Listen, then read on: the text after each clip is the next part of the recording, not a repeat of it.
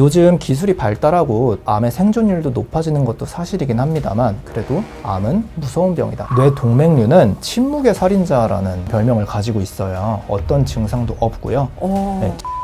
건강한지를 보면 뇌혈관이라던가 심장혈관이 건강한지도 한꺼번에 볼 수가 있어요. 국가검진을 안 받았을 때 페널티가 약간 있는데요. 건강검진을 챙겨받지 않으신 경우에 이 지원 혜택을 받을 수가 없다고 합니다.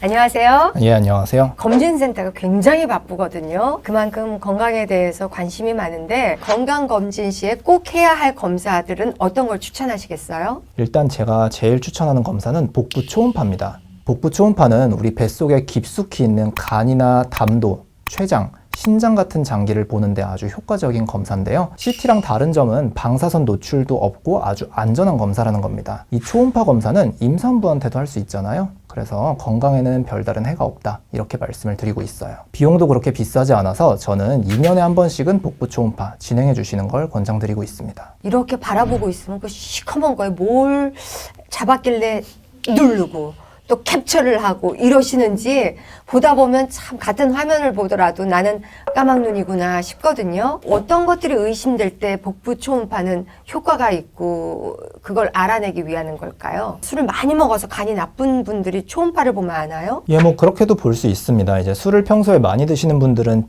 지방간이라는 것이 좀 생길 수 있는데 그것도 초음파로 나오나요? 예, 초음파는 말 그대로 소리를 이용해서 뱃속을 보는 거거든요. 예, 밀도가 높으면은 소리가 빨리 튕겨 나오고 밀도가 낮으면 투과를 합니다. 그 차이를 인식해서 화면으로 나타내는 거예요. 예를 들면 지방간 같은 경우는 일반적인 간에 비해서 지방이 껴 있으니까 조금 가볍거든요.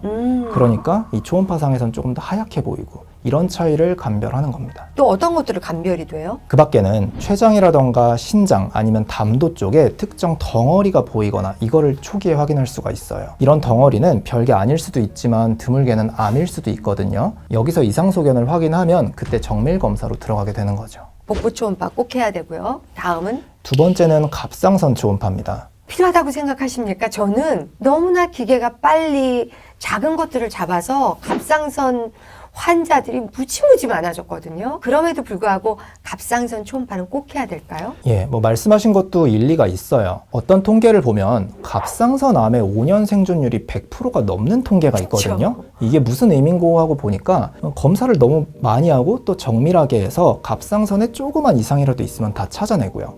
이렇게 암을 발견한 분들은 오히려 건강을 더 신경 쓰면서 오래 산다. 뭐 이런 논리인 거예요. 그래서 갑상선 초음파가 뭐 너무 과도한 게 아니냐 이렇게 생각할 수도 있는데요. 그래도 암은 암이잖아요.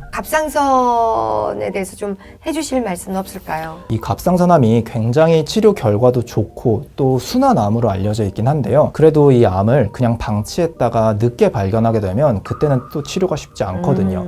요즘 기술이 발달하고 또 암의 생존율도 높아지는 것도 사실이긴 합니다만 그래도 암은 무서운 병이다. 이거는 좀 염두에 두시는 게 좋을 것 같아요. 정말 갑상선 한진으로 오래 두면 눈도 튀어나오고요. 몸이 처지고요. 여러 가지가 있으니까 갑상선 초음파도 꼭 해보시고요. 그 다음엔 어떤 건가요? 다음은 뇌 MRA 검사를 좀 추천드리고 싶어요. 이 MRA 검사는 뇌에 있는 혈관을 중점적으로 보는 검사인데요. 우리 머릿속에 숨어 있을지도 모르는 시한폭탄, 뇌 동맥류를 조기에 발견하는 데 도움이 되는 검사입니다. 예를 들면 뭐 혈관이 좁아졌다든가 두꺼워졌다든가 뭐 이런 건가요? 뇌 동맥류는 반대로 혈관이 이제 늘어나서 터지기 직전 상태로 있는 걸 의미해요. 뇌 안에서 혈관이 터지면 그게 바로 뇌출혈이거든요. 이 뇌 동맥류라는 거는 전체 인구의 2% 정도 가지고 있는데 만약에 뇌 동맥류가 터지게 되면 3명 중에 2명은 사망할 정도로 되게 위험한 질환이에요. 그렇다 보니 뇌 MRA 검사를 평생 한 번 정도는 진행하시는 것이 좋겠고요. 만약에 뇌 동맥류를 조기에 발견하면 되게 간단한 시술로 조기에 예방을 할 수가 있어요. 보통 처음으로 받는 나이는 사람마다 조금 달라도 평균적인 나이가 있을까요? 뇌 동맥류가 노화에 따라서 유병률이 그렇게 높아지진 않고 대부분 있으신 분들은 상당히 어릴 때부터도 좀 있습니다. 그래서 저는 권고드리는 나이는 한 40대 이때 넘어갈 때쯤에는 MRA 한 번쯤은 찍어보시는 게 좋을 것 같습니다. 어떤 특별한 증상이 있을 때 MRA를 한번 받아보는 게 어떨까요? 라는 말씀을 하시는지요.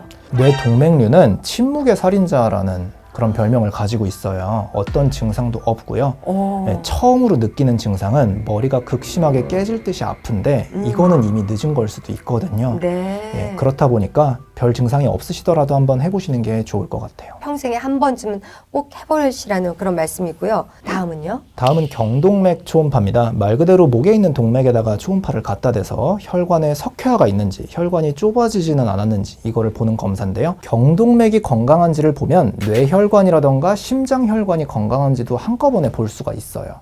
그래서 경동맥 초음파를 하게 되면 다른 뇌혈관, 심장혈관 질환을 조기에 예방할 수 있는 그런 방법이 되는 거죠. 저도 그거를 얼마 전에 봤거든요. 좁아진 게 있어서 놀래긴 했는데 거기도 뭐 여러 가지가 나타나 봐요. 죽종? 죽상경화라고 해서 죽상. 예, 안에 우리는 얼굴이 넌 왜 죽상이니? 이런 얘기를 얼굴에 들었지 여기에 죽상이 있을지는 몰랐었거든요. 예, 흔히 우리 콜레스테롤이 높으면 피가 끈적해지고 혈관이 좁아진다라고 하잖아요. 이 혈관 안쪽에 죽상이라고 말씀하신 그런 덩어리가 끼면서 혈액순환이 잘 안 되게 됩니다. 이거는 한 몇 세 때부터 한 번은 꼭 받아야 될까요? 이 경동맥 초음파 같은 경우도 보통 40대 이후에 좀 권장드리는 편입니다.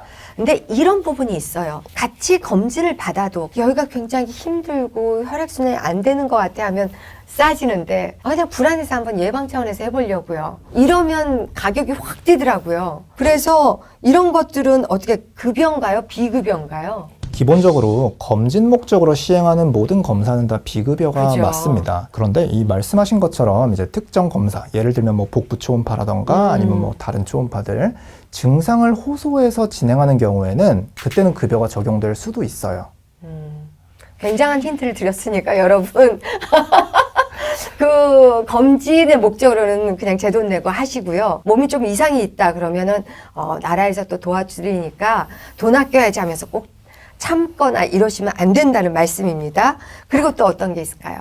마지막은 이제 기본 혈액 검사인데요. 우리 혈액 검사는 국가 검진에서도 다 기본적으로 해주기는 합니다. 근데 제가 권고드리는 건 특별한 일이 없더라도 6개월에 한 번씩은 그냥 동네 병원 가서 피 검사 해보시는 게 좋아요. 6개월에 한 번씩이요? 우리 혈액 검사가 생각보다 많은 정보를 주거든요.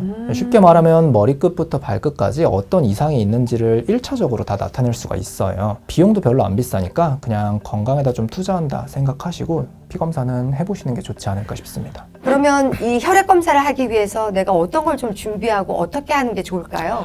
흔히 우리 건강검진 받기 전에 금식하고 가시라 이렇게 말씀 듣잖아요. 이게 혈당이라던가 아니면 콜레스테롤 이런 고지혈증 검사를 정확하게 보기 위해서 필요한 과정인데요. 사실 우리나라 사람들 한 10명 중에 1명은 당뇨 진단을 받을 정도로 되게 흔한 질환이기도 하고요. 또 고혈압, 당뇨, 고지혈증은 3종 세트라고 해서 뭐 하나가 있으면 다른 게 생길 위험도 되게 높아집니다. 그래서 이 피검사를 굳이 받으실 거면 번거로우시더라도 그렇게 금식은 좀 챙기셔서 정확하게 결과를 보시는 게 좋을 것 같아요. 보통 통상 몇 시간 정도 금식해야 되죠? 보통은 이제 8시간 정도는 금식하시라고 말씀드립니다. 그리고 물도 안 먹어야 되는 거죠? 예, 맞습니다. 네. 이렇게 이제 나라에서 신경 써서 암 검진을 받으십시오 하고 무료 검진을 드렸는데 계속해서 못 받은 거예요. 그러다가 암 걸리게 되면 나라에서 주는 암 병원비라든가 이런 거 다 혜택은 받을 수 있는 건지 아니면 본인이 게을르게 했기 때문에 그런 혜택을 못 받습니다 하나요? 대부분의 혜택은 다 똑같이 받을 수가 있는데 일부 차이가 좀 있습니다. 일단 우리가 암 진단을 받으면 우리 상병 코드의 C 코드라고 해서 이제 암 진단이 국가 전산망에 올라가게 되거든요. 그러면 국내 어떤 병원에서 진료를 받아도 급여 진료에 대해서는 본인 부담금 5%만 내고 진료를 볼 수가 있어요. 이거를 산정특례라고 하는데요. 이 혜택은 국가 검진을 받았던 안 받았던 다 똑같이 적용이 돼요. 네. 그런데 이제 국가 검진을 안 받았을 때 페널티가 약간 있는데요. 만약에 국가 건강검진을 챙겼을 때 거기서 아까 말씀드렸던 암 6가지 있잖아요. 그게 진단이 되면 보건소에서 사람에 따라 다르지만 1년에 한 200만 원 정도의 치료비를 지원을 해준다고 합니다. 3년 정도요. 근데 건강검진을 챙겨받지 않으신 경우에 다른 검사를 통해서 암을 찾게 되면 이 지원 혜택을 받을 수가 없다고 합니다. 저 같은 경우에는 나라에서 주는 건강검진은 안 받았지만 제 개인을 돈을 내서 매년 건강검진을 받았어요. 이런 경우는 어떻게 들어가나요? 국가 건강검진을 할 수 있도록 인정받은 의료기관들이 있을 거예요. 아마 네. 거기서 이제 진행을 하셨을 거고 추가적인 검사를 하지 않으셨을까 싶습니다. 동일하게 적용이 됩니다.